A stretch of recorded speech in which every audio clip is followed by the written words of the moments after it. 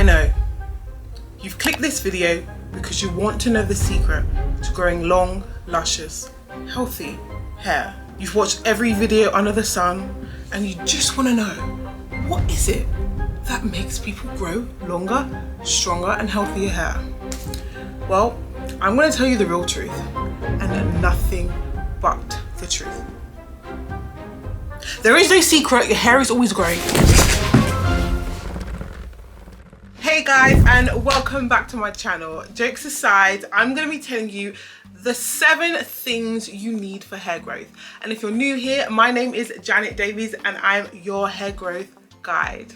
Trust in the Lord with all your heart and lean not on your own understanding. In all your ways, acknowledge him and he shall direct your paths. Amen.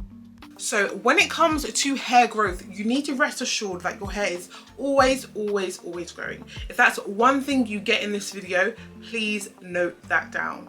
But if it's genuinely not, it could be things due to stress, nutritional deficiencies, depression or anxiety, the after effects of a relaxer. And if it's any of these things, you may actually need to seek professional help. But contrary to popular belief, your hair is always growing. And if it's not growing, then it's most likely just breaking off. Healthy hair grows regardless of its texture. And yes, that means 4Z texture too. So what I want to introduce you to today is what I like to call the 7 pillars of hair growth. I can guarantee you that if you follow these 7 things, you will see the hair growth that you so desperately want to see. And if you don't, definitely drop me an email at hello@aminonaturals.com and I'll be sure to respond. This is how confident I am about these tips. So without further ado, let's get right into the video. So number 1 is moisture.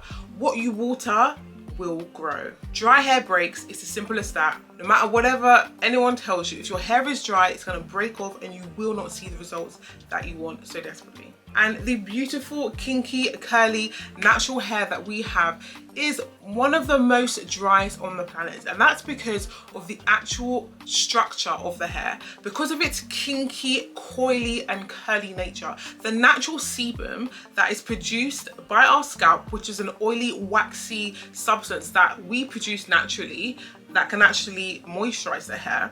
Because of the structure of this kinky curly hair, that natural sebum really struggles to get to the ends of our hair which need it the most. So naturally, afro hair is one of the driest on the planet, but that's only unless we do something about it. But be very careful. How you tackle this problem truly depends on your hair porosity. So your porosity, I like to describe it as the personality of your hair. It determines how well your hair can absorb moisture or product and overall the state of your hair. So to recap, I'm going to insert an IG reel just here showing you what porosity is and kind of the best benefits. But just to recap, low porosity hair is very resistant to accepting moisture. So techniques you want to utilize to make sure that this hair type really maintains moisture is doing deep conditioning treatments with heat, applying a leave-in conditioner straight after the shower. The deep conditioner that I stand by is the AminoNaturals Deep Conditioner and Leave-In Conditioner. They are from the Ultimate Moisture range. They are the perfect duo for extremely dry and brittle hair. The next hair type is high porosity hair. High porosity hair is characterized by being very easily broken. It accepts moisture just fine, but it loses it just as quickly. So due to the fragile type of this hair type, the best kind of treatments you want to make sure you're using are protein treatment. You still want to ensure you use deep and leave-in conditioners, hot oil treatments, strengthening herbs, and what are called cationic ingredients. Cationic ingredients attract to the damaged parts of the hair shaft and make it so much more manageable. So I'm going to list what some of these are before, and I'm also going to include all the information I'm talking about in the description bar and in a pinned comment, so definitely check those out for more information. You also want to be making sure that you're sealing with an oil if you have this kind of hair type to strengthen your overall hair. But for both hair types, you do want to look out for ingredients that are humectants. Humectants are a super ingredient because they literally pour moisture from the air and into your hair. This can be things like honey and glycerin, both of which are in the deep and leave-in conditioner at AminoNaturals. You also want to seal your leave-in conditioner with an oil. Of course, my faves are the hair strengthening oil from Amino Naturals. The hair strengthening oil helps to strengthen the strand because it has emollients that can actually penetrate the hair strand, and it also has vitamin E, which is an antioxidant that nourishes the hair and prevents that dreaded hair loss. So just to recap, because I know that was a lot of information, to sum up moisture, what you want to be doing is adding moisture in a 3-step process. First, you want to deep condition, then you want to use a leave-in conditioner, and then you want to use an oil to seal. But to sum it up even further, by taking it a step even further back, first you want to find out your hair porosity. By knowing your porosity, you will then be able to know what techniques are best to actually make sure your hair is moisturized. If your hair is low porosity, you want to be making sure you're using heat when you're deep conditioning your hair, so you're using like a steam cap when you're deep conditioning, applying your leave-in conditioner when you're in or straight out after the shower. For high porosity hair, you want to be making sure you're not skipping out on your protein treatments to ensure that your hair is strengthened, and also following up with your deep and leave-in conditioners. You also want to be using hot oil treatments to strengthen your hair, and for both hair types you do need a leave-in and an oil. Number 2, protein isn't only for the gym. So protein, not the ingestible type that people take, for gym, but hair protein. Ensuring that you get the balance correct in terms of moisture and protein is so important for the health of your hair. Because the majority of our hair is formed from protein, it is very important that we actually replenish this protein, especially for my high porosity girls who may have more issues with breakage. So if you genuinely have no budget, I would suggest the best protein treatment that you can do even right now is probably a overnight rice water protein treatment. And I don't actually have a video of this on my channel, but I can definitely make one, and if you do want that, definitely comment below, and then if I do make it, I will link it also. Another option is to actually add aloe vera into your deep conditioner, because aloe vera has a high protein content, and that can actually strengthen the hair too. But I know you want to jump in with your aloe vera and your rice water. Don't overdo it. Protein overload is a real thing, and overdoing it can cause breakage. So if you have low porosity hair, I would recommend you do a protein treatment every 2 to 3 months, and if you have high porosity hair, I would recommend you do a protein treatment perhaps every 4 to 6 weeks. Of course, these things are subject to your lifestyle, how much you handle your hair, how much breakage you have, but these are just kind of a generic thing, a generic timeline that you can try to introduce into your routine and flex depending on how your hair feels, because our hair is all so unique. And if you do have your own timeline of when you want to do protein treatments and it works for you, definitely do it. The results are what matters. Number 3 is to detangle like a pro. Did you know that poor detangling is one of the most leading causes of breakage in our natural hair community? This is such an important step in a hair routine that a lot of people genuinely do miss out and then wonder why their hair keeps on breaking off at a certain point. So contrary to popular belief, your hair is always growing, and if it's not growing or it's being broken off at a certain point, it's just breaking off. So our beautiful kinky curly afro hair is one of the most fragile types of hair on the planet. But not only is it fragile, it's so much more prone to knots and tangles, and that's just due to the nature of it. It's kinky, it's curly, it's coily. Think of like when we used to have wide headphones. If you had a pair of wide headphones and you put them in your pocket, they will just form a knot out of nowhere, and that's just the nature of our hair. So that makes it so much more difficult to kind of detangle and comb, and that actually predisposes it to breakage versus our Caucasian or Asian.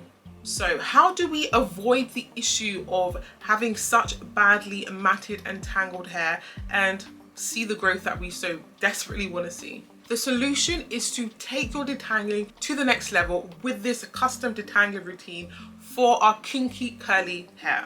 So I'm going to definitely include all the points hopefully here, and hopefully I will also include some videos just to kind of give you a visual as to how I do this. But ultimately you want to make sure that you section your hair into at least 4. This will prevent you from being overwhelmed with the density of your hair and allow you to better handle knots.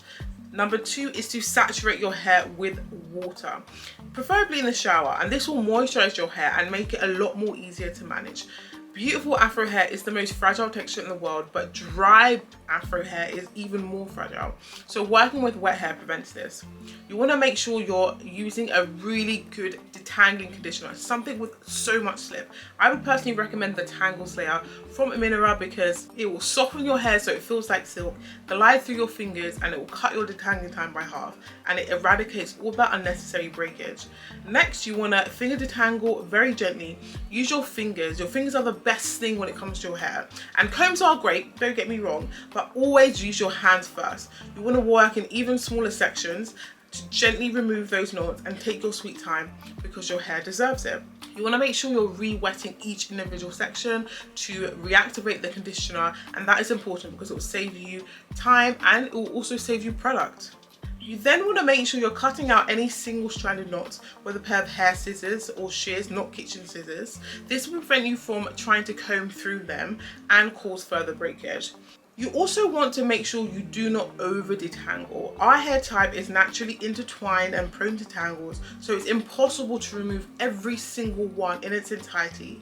Have you noticed that as soon as you remove tangles, a few new ones form? So don't stress yourself and work to kind of get your hair to a point where it's a lot more manageable and there's no deep rooted knots, and leave it there. There's no need to try to get to comb through it like typical straight hair, and that's just something our hair can never achieve, and that's okay.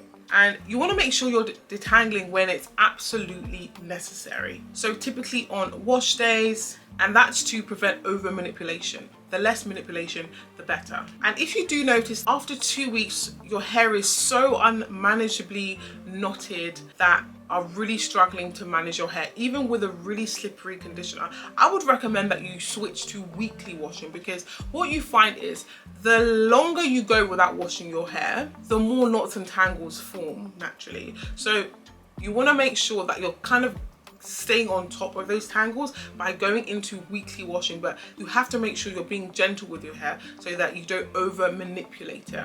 Number 4 is that stretched hair is the best hair, and this kind of follows nicely with detangling, because what you will find is that if you want to avoid all the tangles and knots, you want to make sure your hair is in a stretched state. And especially if you have more of a type 4C texture, you want to avoid your hair curling and shrinking up into its natural state. I know our hair is beautiful in that state. However, there are ways of styling our hair to ensure that we do get our hair looking beautiful, but also looking very healthy. So you want to opt for styles like braid outs, twist outs, blowouts to avoid your hair shrinking up, because when your hair shrinks, it tangles, and then tangles equal breakage. And if you have breakage, you'll have no length retention. So by keeping your hair stretched, it will prevent you from getting tangles, and then your hair will grow. But before you start running to doing braid outs and twist outs, just know that these styles aren't without fault. They need to be maintained properly. They need to be moisturized even in those states to prevent further breakage. Number 5 is to protect your crown, sis. As you already know, our hair type is one of the most fragile on the planet. So we need to make every effort to make sure that we are protecting our hair and making sure that we don't sleep on such a ghetto fabric like cotton. So the everyday wear and tear of sleeping on such a rough fabric like cotton or constantly manipulating your hair can truly be a stumbling block for growth. So in protecting your hair, you want to make sure you're switching out your cotton for satin or silk. I think silk is genuinely one of the best materials to sleep on because it's hyperallergenic. It genuinely leads to smoother, healthier hair. It won't rub and break your hair off. It will keep it moisturized, and it also prevents acne because cotton actually absorbs all the oil throughout the day or throughout the night that you sleep on your pillowcase, and it will just distribute that oil all over. But silk does not do that. But the second part to this is just to use a protective style, because protective styles can have the perfect kind of habitat or environment to skyrocket your growth. It provides the optimum environment for hair growth. And this is because there's literally no external forces that could actually impact the growth. Your hair is in a protective style, no one is touching it, no one is manipulating, and it can just grow and grow. But just keep in mind that not all protective styles are protective. You don't want to go to a hairstylist that quite literally rips out your edges. Remember, edges are for a lifetime. A hairstyle is for like a month. I've been there, don't do it, it's not cute. So you might need to change your hairstylist, or maybe just do it yourself. or better still, find someone that genuinely understands natural hair. The third part to protecting your hair is that when you do have a protective style, don't be the one to kind of use a really fine-tooth comb to kind of rip out that new growth. You want to make sure that when you're taking down those protective styles, you're going to do that with utmost care, because your hair has been cooking, okay? It's been cooking for a while, and with that cooking does come a bit of mattiness, because the point in which your hair, so if you think of a normal braid, the point at which your hair meets that braid and then your hair has grown, that point of demarcation is very fragile. It's got a lot of mattiness through just the everyday wear and tear, rubbing on different fabrics. So you want to make sure that when you're taking it down, you're doing it with the utmost care. You never want to just apply water to that kind of mattiness. You want to make sure that you're using a little bit of oil on your fingers, and I'll include a little routine as to what you can do to make sure that you're hitting all points. But you want to make sure your hair is, all your fingers are lubricated with oil, and you will very gently remove that buildup from your hair before you even get to a comb. You should not be using a comb immediately after taking out protective style. You must finger detangle, get rid of the lint, the buildup and all that kind of stuff. And after that, you can then go in with a comb. But your hair must be detangled thoroughly before you even use a comb. The purpose of a comb in that instance is honestly just to remove shed hair. It's not to actually detangle. And going back to the pillowcase point, just know that you will spend 26 years of your life sleeping. That is about 1/3 of your life. That's a long time. So make sure you don't just sleep on anything. At the very least, don't choose a fabric that causes acne, frizzes out your hair, dries out your hair. Instead, choose silk. Silk is the perfect texture for all hair types, and even more so for those hair types that are more dry and more prone to breakage. So this is why silk is honestly the best kind of material you can use, not only for your pillowcases, but even your accessories too. Your hair scarves, and also your, what do you call this thing? Your hair ties, scrunchies, all that good stuff. Number 6. Nutrition is absolutely everything. Healthy hair is ultimately a sign of overall good health. Our hair, just like our skin and our nails, will only blossom if we are eating all of the correct nutrients for hair growth. So if you're deficient in the building blocks for hair growth, it's very unlikely, difficult for your body to then prioritize growing healthy hair. If, for example, you're deficient in iron, your body is not going to prioritize making hair over making more blood cells. It just doesn't work that way, and for good reason too. But if you do discover that your hair is a lot more dry, a lot more brittle, like you've tried everything and things just don't seem to be working, your hair is still in such a crazy state, definitely pay yourself a visit to the doctor, because it might be an actual internal thing. It might actually awaken you to deficiencies that you may have in your body, not only just for your hair, but for your overall health, which is so much more important. Sometimes our hair just shows what's going on inside, and it can be a good eye-opener and indicator of what's happening. And I'm gonna definitely include common deficiencies that people have that can actually induce hair loss or cause hair issues. I'll definitely list them there for your viewing pleasure. So number 7 is patience, sis, okay? Patience. If you take one thing from this video, you better hear, you better listen. Patience, okay? So come. Let me tell you the real truth on how long it actually takes to grow waist length hair. It's not overnight, it's not a month, it's not even a year. On average, our hair grows about ½ an inch a month. And in a year, that's only 6 inches. And I don't know about you, but 6 inches is not that long. Neither is it in the bedroom. I'm joking. But if waist length hair is about 24 inches, that means it will take absolute minimum 4 years, assuming that not even one strand of hair breaks off.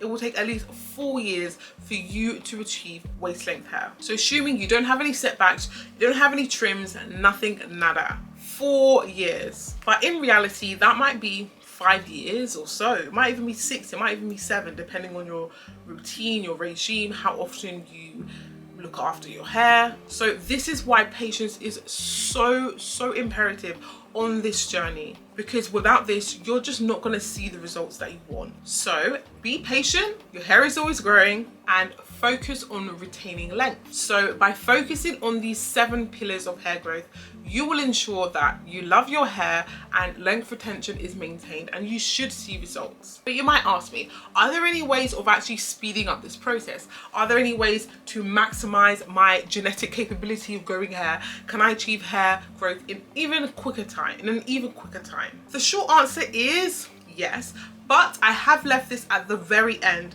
because what I do not want is to discuss ways of boosting your overall hair growth, but you don't even have those 7 pillars that I mentioned down like no man's business. Because it's so important to have those 7 pillars in place before you even then venture out into looking at ways to boost your overall hair growth. Because if your hair is breaking off at the ends, it doesn't matter how many hair growth boosting materials you use, it's just going to result in more breakage. So in good health, it is actually possible to maximize your genetic growth cycle through taking the proper blend of nutrition. So if you have these things, good health, good method in the things that I've discussed today, and you still want to boost hair growth, then continue watching. But if you don't, then this information just will not work for you. So the key to speeding up hair growth is just finding things that can actually absorb into our scalp. And the only real things that can absorb into our scalp are oils. And in particular, not all oils are made equal. Specific oils that contain this compound called terpenes, and terpenes are just a chemical compound that have the capability of penetrating through that scalp layer into the hair follicle.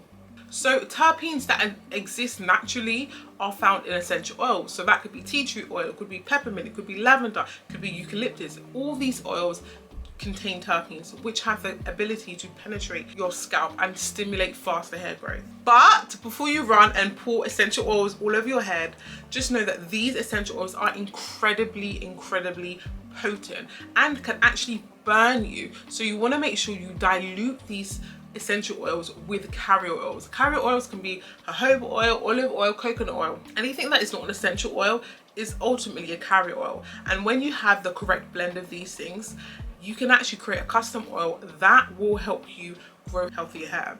Now, I don't actually have a video on this, but I do want to make a DIY on how to create your own essential oil mix, including herbs and things like that. But if you do want that video, then just comment down below, DIY hair oil Janet, please, and I will definitely make that for you. But I don't want this video to be so long, and I'm gonna have to end this video right here. But thank you guys so much for listening and learning. I do hope that you've learned at least 1 or 2 things. If you've learned something new, comment it down below. And if you want to add to the list, definitely comment down below. Like, I'm honestly all for learning new things, just as you are too. But thank you guys. I've been Janet, and you guys have been amazing, and I'll catch you on the next one. Bye.